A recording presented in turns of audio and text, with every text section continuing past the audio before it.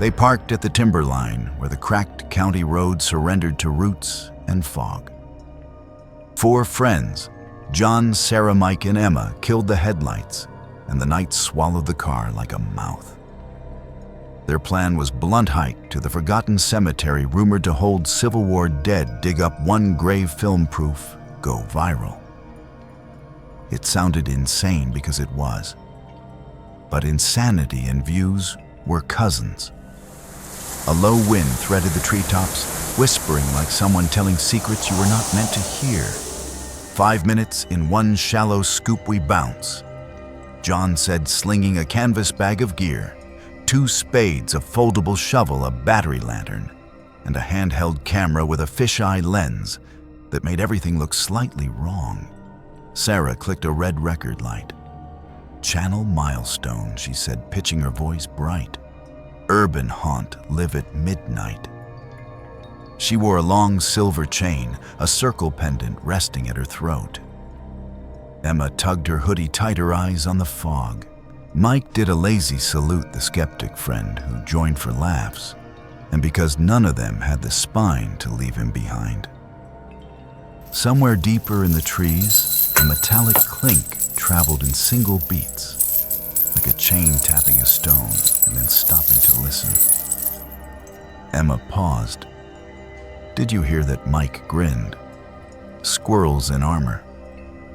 They moved into the state forest, following a deer trail along a shallow ridge. The fog was different here, heavy at the ankles, thin at the knees, thick at the breath. If you stood still, you felt it deciding whether to lift you up or hold you down. Gravel popped underfoot like small knuckles, cracking each snap, oddly loud in the wet dark. They reached a hand-hewn sign leaning against a stump, Rawlins Hollow, carved by a knife with a mean temper. Someone had hammered a nail through the last letter, pinning it like a bug. Local legend says a Union detachment marched deserters through here, John narrated for the camera. Some never made it out. Some were buried alive when a trench collapsed. Emma's breath plumed white. Buried alive, allegedly, John said. Stories grow meat. From the valley below, a hush rose, then fell the forest, holding its breath and letting it go in one slow, damp exhale. Sarah adjusted her pendant, as if it felt suddenly heavier. The chain warmed against her skin. This place will play great on thumbnail, she said, half to distract herself. Fog like this is free set design.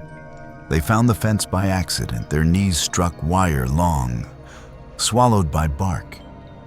The cemetery didn't look like a place where people lay to rest.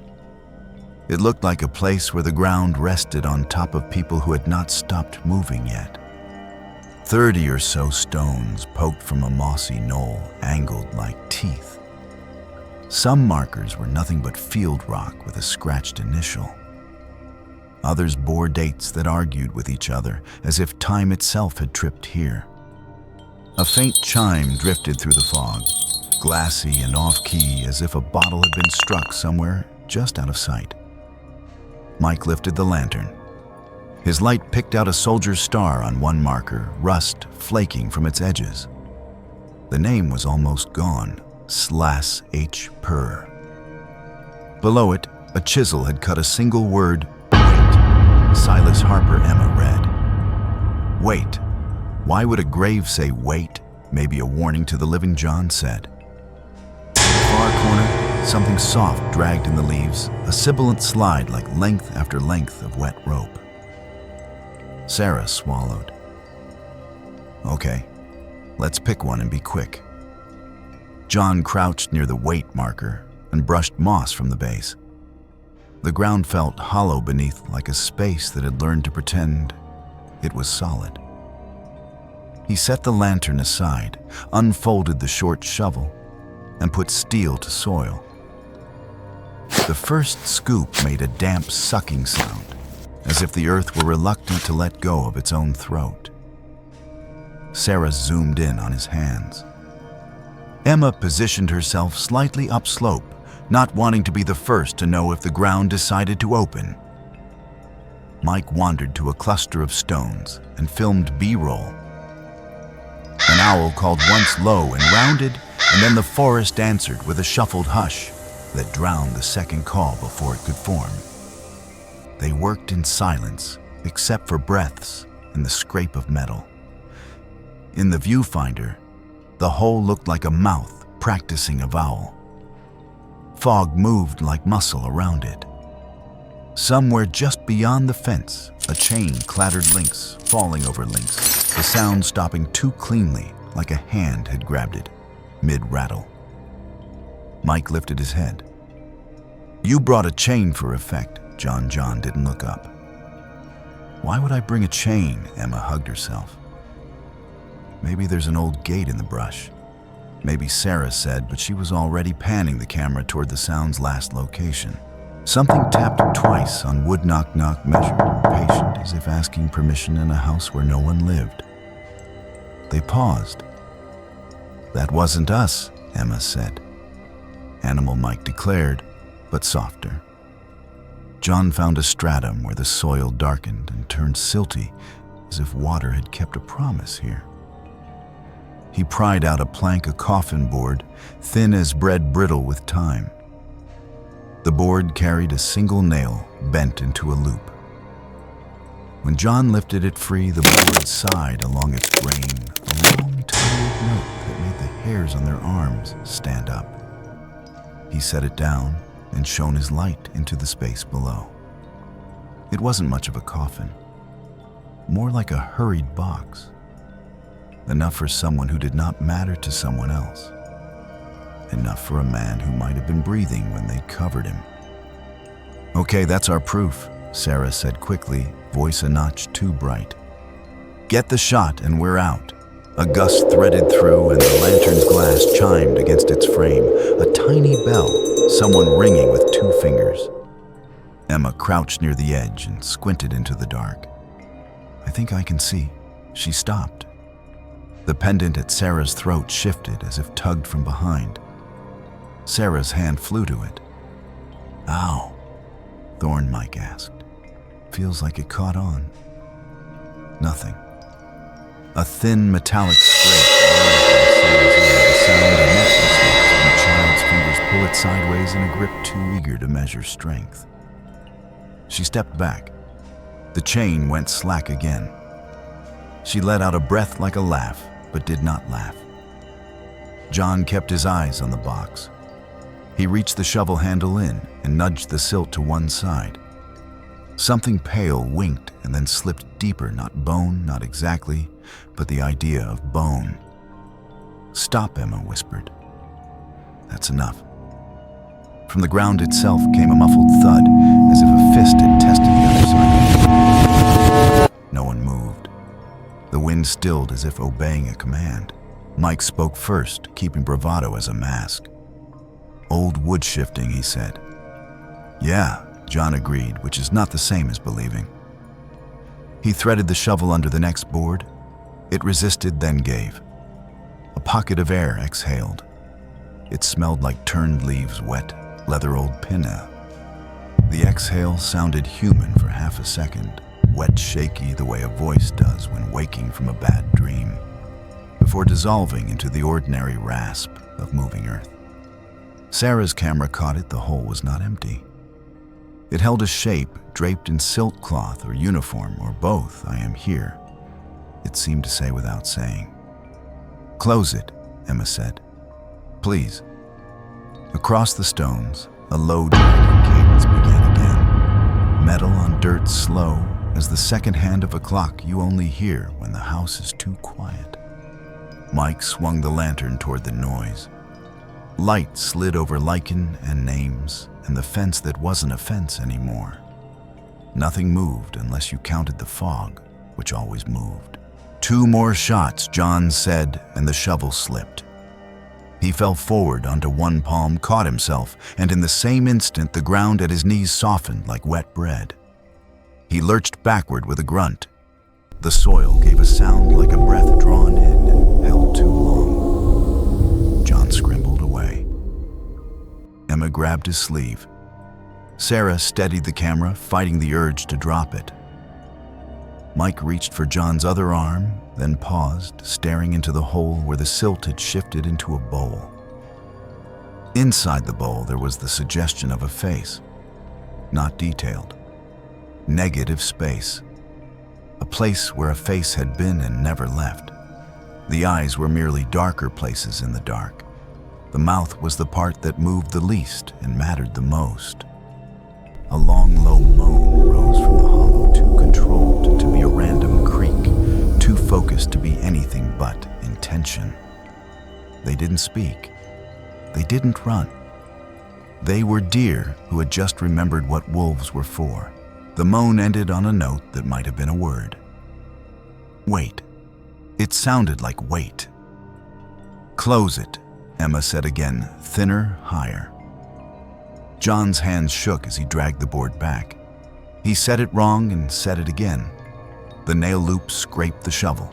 The scrape felt painful and bounced off stone and came back smaller like echoes losing blood. He tamped soil with the shovel blade. The hole became less of a hole. The ground became more like a lie people tell, because they need the night to believe it. Done, John said. His voice did not sound like a man finished with anything. Sarah's pendant cooled against her skin. She tucked it under her shirt. We got enough, she said. From the slope below, a rope on wood creak answered the kind a swing makes in a winter wind when no children are near. Mike lifted the camera and framed a final shot over the white stone.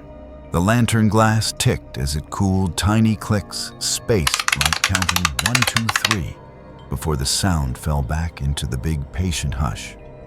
Let's go, Emma said. They turned to leave. John swung the bag over his shoulder. The fog parted in a narrow aisle as if inviting them back the way they had come, smooth and easy, no trouble at all.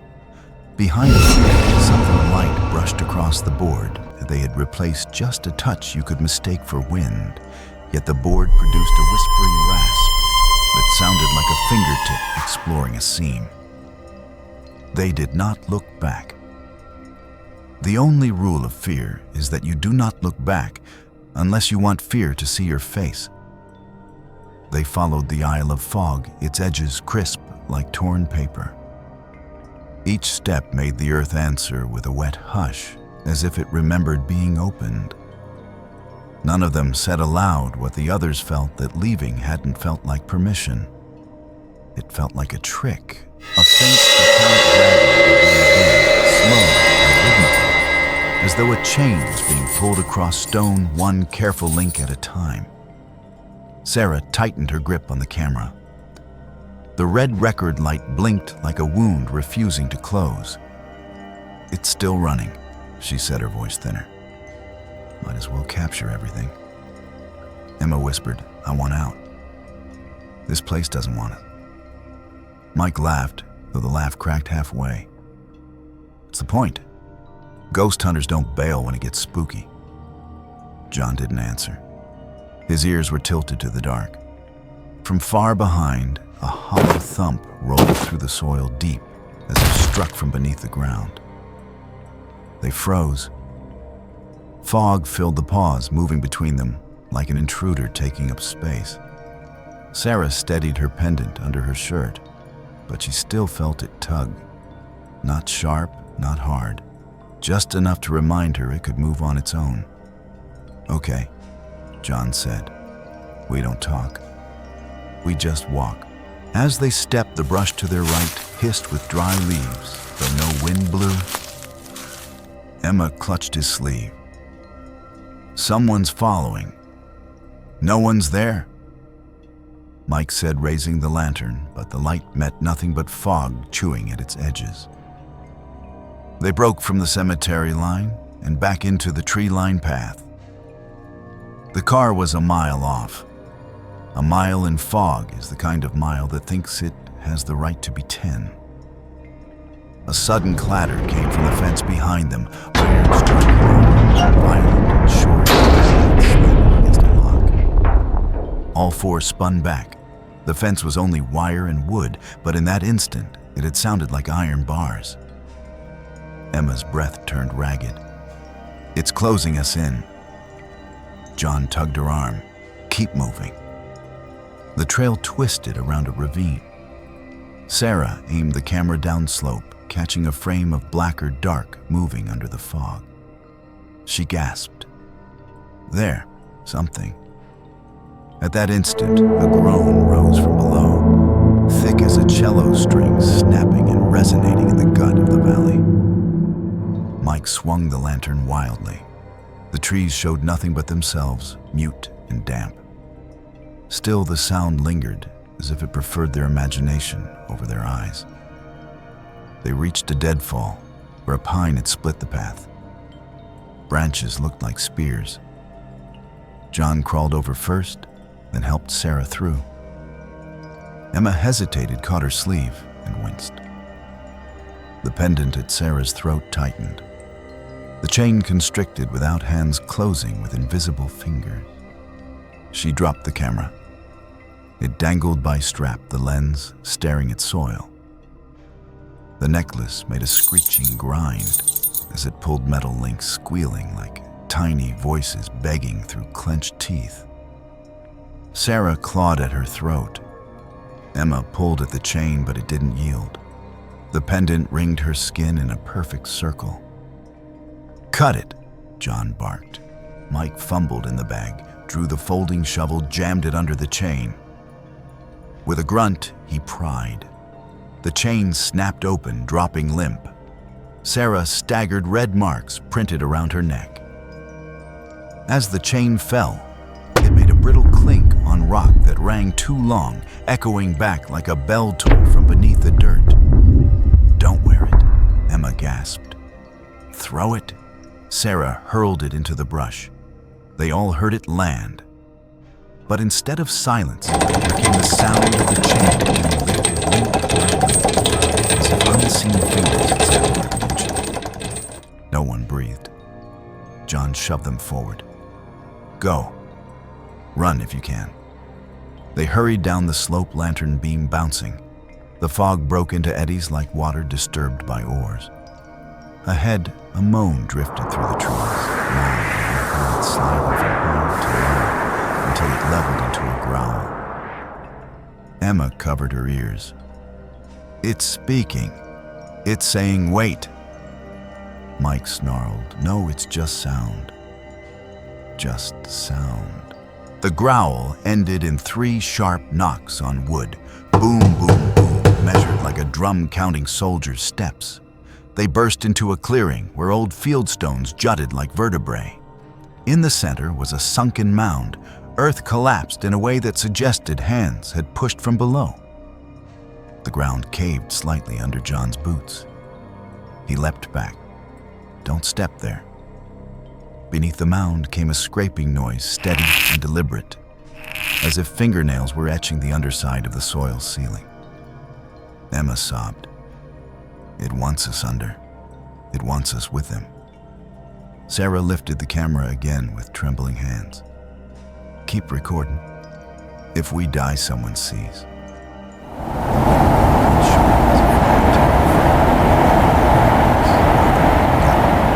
Wait. The clearing seemed to hold them like a stage, each stone a spotlight waiting for its cue.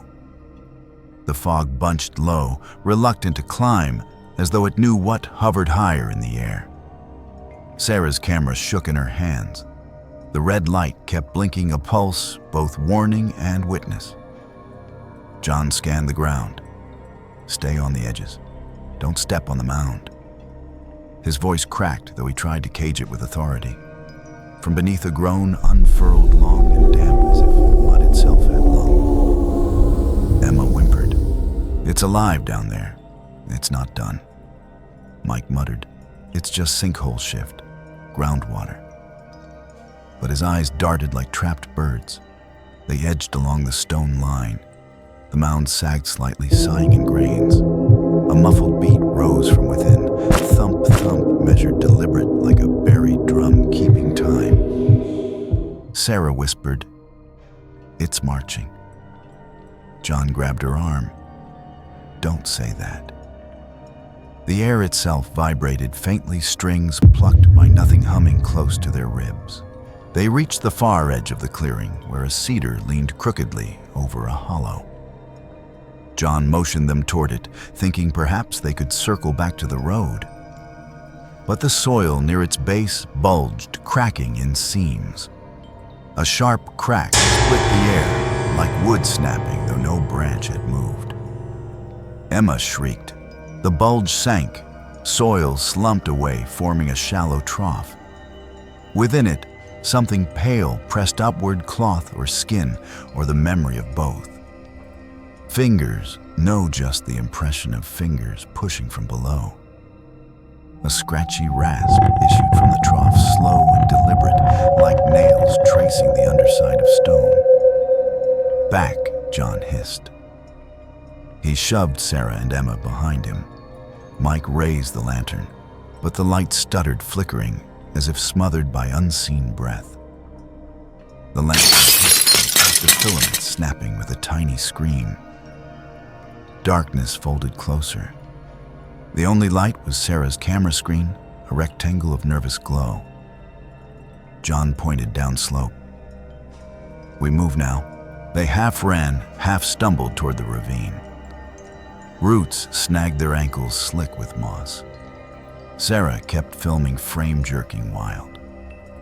The camera caught flashes, Emma's white knuckles on Mike's jacket, John's silhouette against fog, and something else. Something behind them, taller than a man, but thinner than shadow. A low moan rose behind Drummond until it curved into a word. "Wait!" Emma screamed. "Stop saying that, not us," John barked. "Keep going." The slope leveled at a dry creek bed. Stones there were sharp as teeth. Emma slipped, knees cracking against rock. She cried out. The cry echoed back wrong, higher, thinner, repeating itself like a mocking chorus. John hauled her up. Blood trickled from her knees, soaking her jeans. He pulled her forward, almost out. But from upridge came a crash, branches snapping in sequence like heavy boots trampling a path none of them could see. Mike swung the lantern again. It sputtered back to life in a weak halo. Through the halo, something glided, formless, but not formless enough. It carried the density of a man, but no face, only hollows where eyes should anchor. As it moved, chains rattled softly, dragging across leaves, metal brushing rock with a scrape that grated bone. Emma clutched John's sleeve. "It's following." "No," Sarah whispered. "It's leading." The figure drifted ahead of them, settling by the creek crossing. They could not move forward without passing it. It led outside, a pit, a downward whoosh that made their ears pop. John forced his voice steady. "On 3 we run past. Don't stop, don't look." "1," he said. The figure scraped its chains twice, shirk, like answering his count. 2. The sound of an air slowly overhead, followed long, shrill, unbearable. 3. They bolted. John charged first, dragging Emma, then Mike and Sarah close behind. They plunged straight through the figure's space, cold folded around them, not like winter, but like the absence of breath. Sarah gasped as her camera froze, mid-frame screen blanking white. A burst of hollow wind screamed in their ears, where no trees bent. They stumbled onto the opposite bank. Emma sobbed. Sarah smacked the camera. The screen flickered, a live image warped, showing static over their own faces. "Keep moving," John ordered. The woods grew thicker. The trail bent upward. Their lungs burned, each inhale sharp as glass. Then John tripped. His foot sank ankle deep. He cursed, yanking, but the soil clung. The earth gave a wet gulping noise like mud drinking greedily. "Help him," Emma screamed. Mike grabbed John's arm, heaving. But the ground had decided. John's legs sank to the knee. He thrashed. The sucking sound deepened, gurgling accompanied by faint thumps below, like fists hammering from underneath. Sarah dropped beside him, clawing dirt. It filled faster than she cleared. John's other leg sank. "It's pulling me," Emma shrieked. "Don't let go." From underfoot came a muffled chorus, groans, layered voices, thick with mud. "Wait, wait." John's waist was under. He roared, swinging fists. Mike and Sarah's strained arms burning. Emma grabbed John's sleeve, sobbing prayers. Soil lapped his chest, his shoulders. The earth moaned louder, a cavernous roar vibrating their bones. John's face surfaced only a moment longer. His eyes widened, white with terror. "Run," he shouted. Then the ground swallowed his head. The soil leveled smooth, erasing him like chalk from slate. A final sucking pop marked the end, followed by silence so abrupt it ached. Emma collapsed, screaming his name. Sarah dragged her up. "We can't stay. We can't." Mike's voice was raw. "He's gone. He's gone." Behind them, faint laughter rippled through the trees, not joyous, but cracked and hollow like a skull rattling when wind finds its hollows. They stumbled uphill, every shadow now shaped like John's outline. Sarah clutched the camera to her chest. Emma's sobs were hiccuped gasps. Mike kept muttering curses like a shield. At the ridge, the fog parted, showing a sliver of sky moon drowned in gauze. Relief almost touched them. Then a loud metallic slam crashed through the night, as though a coffin lid had been dropped from great height. They froze. Emma clutched Sarah's hand. "It won't let us leave." The slam echoed again, repeating closer, until it felt like the ground itself was a drum. Mike roared into the dark. "What do you want?" The answer came as a whisper, thin but slicing through the air like cold wire. "Wait!" The ridge gave them only false hope. Beyond it, the forest thickened again, a black wall tangled with branches and fog. The moon's faint smear vanished as clouds rolled in. Sarah's camera flickered, recording each gasp, each stumble, each desperate glance behind them. Emma clung to Sarah, her sobs shallow and constant. Mike took the lead lantern, trembling in his grip. "There's got to be a way down," he muttered, but his voice carried no conviction. Behind them, the forest cracked with sharp snaps, branches breaking one after another, advancing with a cadence like boots. Sarah tightened her grip on Emma's wrist. "It's coming again." Mike growled, "Let it come. I'm not running anymore." But his hands betrayed him. The lantern rattled as though his bones shook within.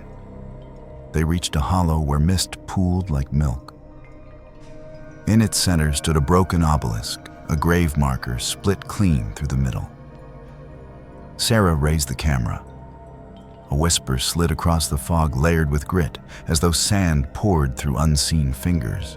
"Wait!" Emma screamed and dropped to her knees. "Why us? Why won't it stop?" Sarah crouched, whispering back. "Because we opened it. Because we didn't wait." The obelisk groaned, low stone grinding against itself, though no hand touched it. Mike circled its shovel raised like a weapon. "Show yourself. Stop hiding." In answer came the rattle of chains, sudden and loud, yanked tight as though someone had pulled them across a coffin lid. The sound shot through them, vibrating ribs, freezing lungs. Sarah stumbled back, the camera catching Emma's tear-streaked face, eyes wide at the unseen. Then Sarah's chest burned. She gasped, clutching her shirt. She looked down, her silver chain was back around her neck. It gleamed cold against her skin. "No!" she shrieked, clawing at it. I threw it away.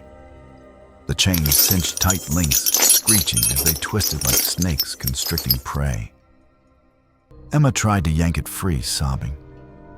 But her hands passed through it, as though it were smoke made solid, only for Sarah. Red welts rose on her throat. Mike swung the shovel down at nothing, shouting curses. The chain slackened for a moment, then pulled tighter, dragging Sarah toward the obelisk. The scrape of metal against stone filled the hole, long, deafening. "Help me," Sarah gurgled. Mike lunged, wrapping both arms around her waist. Emma clutched her shoulders. They pulled back as the unseen force tugged forward. A shrill ringing pierced the air, echoing like 1,000 tiny bells struck at once. The pendant seared Sarah's skin. She screamed, eyes rolling. The camera slipped from her grip and landed hard still, filming sideways. In its frame, the fog moved. No, it gathered into the shape of a man's torso, uniform, shredded face, buried in shadow. From the figure came the grinding drag of metal boots through gravel, step by step. Emma sobbed. It's him, the soldier, the one buried alive. Sarah convulsed, chain cutting deeper. Mike roared and smashed the shovel at the fog. The blade passed through, but the figure rippled like water hit by stone. In retaliation, the air cracked with a whip-like snap, splitting the silence so sharp their ears rang. The chain suddenly burst apart, spilling to the ground. Sarah collapsed, wheezing, throat raw. Emma clung to her. "Don't move. Don't wear it. Don't touch it again." But the broken chain slithered on the dirt links, twitching as though alive. It hissed softly, scraping link on link, imitating a serpent readying to coil. Mike stomped it, grinding it under his boot. The links fell still. He exhaled. "We keep moving." They gathered what strength they had left and staggered onward. Sarah leaned on Emma, her breath wheezing with each step. Mike led, jaw clenched.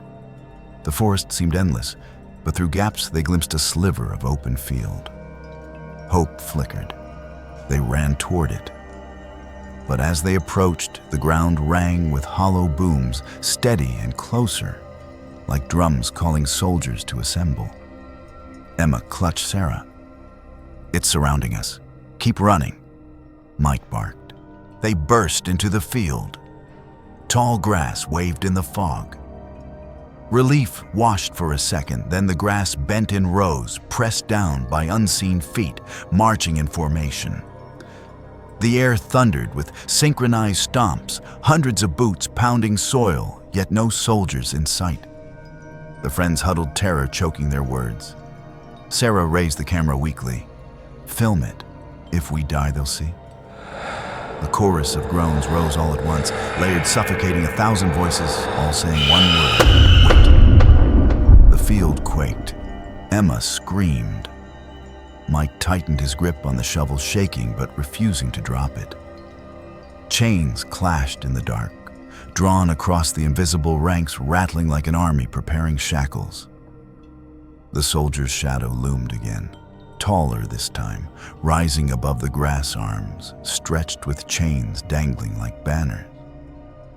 Its face remained a void, but the hollows where eyes should be burned with hunger.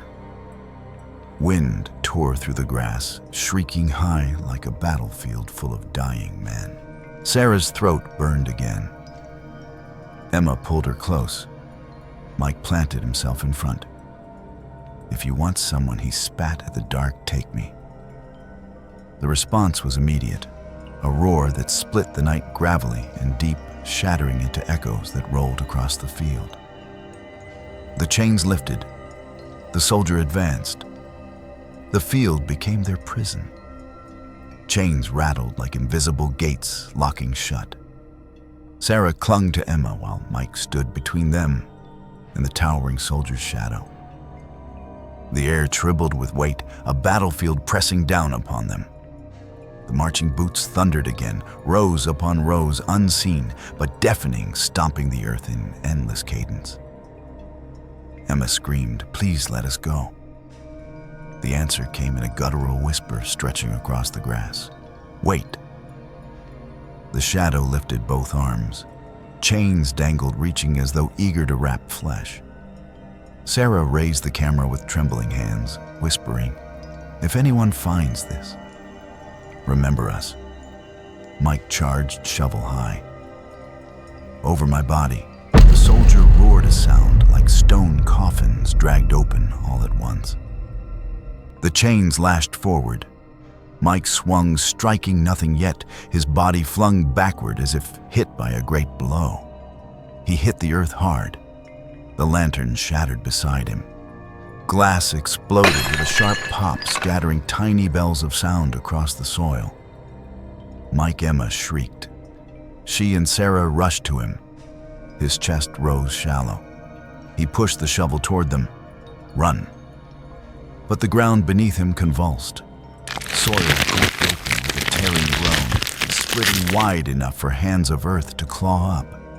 Emma screamed, clutching his arm, but the shadow's chain slithered down, wrapping Mike's limbs.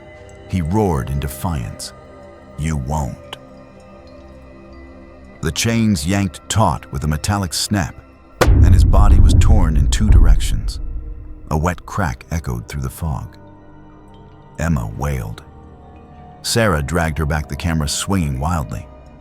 "We can't save him." Mike's scream cut short as the earth swallowed him whole. The mound sealed over smooth as before. Silence fell broken by the chains falling to the soil. Emma collapsed, shaking violently. Sarah hugged her tight. "We have to keep moving." But the field no longer offered paths. The grass bent into a circle around them, closing tighter. Wind screamed through the stalks, high-pitched and sharp like arrows whistling past ears. Then Emma froze. Blood trickled from her eyes, thin streams down her cheeks. She clawed at her face. "Sarah, it burns." A wet hiss rose from her sockets, bubbling like water on hot stone. Sarah shrieked, clutching her. "No, stay with me." Emma convulsed. Her mouth opened in a scream, but blood poured out instead. She staggered back, body trembling, then vanished into the fog as though erased by unseen hands. Her final scream stretched thin, echoing far into the trees until it was swallowed. Sarah stood alone. The camera trembled in her grip. She turned in circles, sobbing.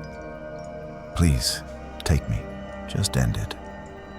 The answer was a laugh, hollow, broken, rattling like bones tumbling down a stairwell. The soldier's shadow loomed close. Chains rose again. Sarah lifted the camera to her own face, whispering through sobs, "I'm sorry. We shouldn't have opened it." A thunderous slam crashed as though a coffin lid closed over her head. The camera dropped. Its frame caught the ground, grass swaying. Heavy breaths filled the mic. Then chains scraped once more. The last sound, a dragging clink, slow and patient, followed by the faintest whisper, "Wait." The screen went dark. The camera lies abandoned in the fog, its red light still blinking faintly. The screen flickers, and for just a second, a pale hand reaches across the lens, then everything cuts to black. But in that silence, a faint whisper lingers. Wait. Did the curse truly end with them, or is it waiting for the next soul brave or foolish enough to step into the cemetery? If this story made your skin crawl, hit that like button, subscribe for more terrifying tales, and let us know in the comments, would you dare step into a haunted cemetery at midnight? Your answer might just decide our next story.